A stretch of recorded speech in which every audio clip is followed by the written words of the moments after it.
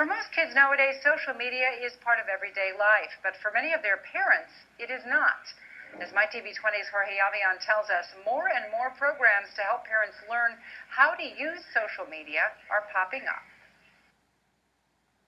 Mom and Dad make sure that we are coached to be good people, that we have good manners, that we hang out with the right people, and we're involved in the right activities.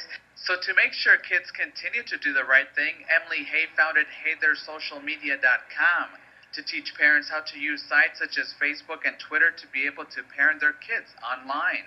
It's all part of a toolkit called Saving Face for Parents of Tweens.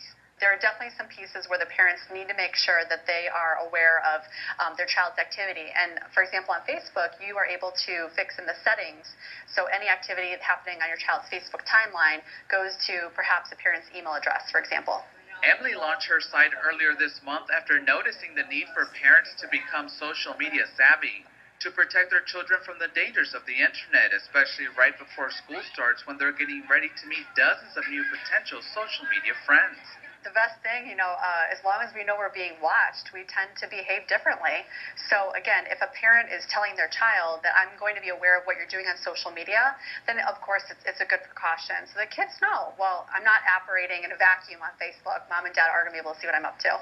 While social media restrictions are highly recommended, some say the lack of use of social media could hurt kids in the future. Yes, in fact, we have found that some parents that are telling their child, you are not going to be using social media, are really holding their child back in a lot of ways. Because as we work further in this digital world, whether it's homework assignments, college applications, and then a future employer someday, if that child hasn't been using social technology productively all along, they can really be behind. For more tips on how to start using social media, visit HeyTheirSocialMedia.com. For MyTV20 News at 10, Jorge Avian.